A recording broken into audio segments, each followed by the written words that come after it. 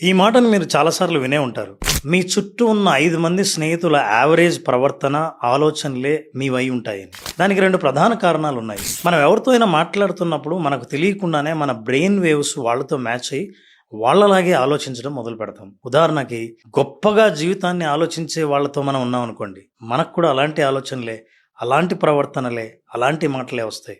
ఇక రెండో కారణం ఏంటంటే, మనం ఎవరితో అయినా మాట్లాడుతున్నప్పుడు మనకు తెలియకుండానే అసంకల్పితంగానే వాళ్ళ ప్రవర్తనలను, వాళ్ళ భాషను, వాళ్ళ ఆలోచనలను మనం ఫాలో అవుతుంటాం.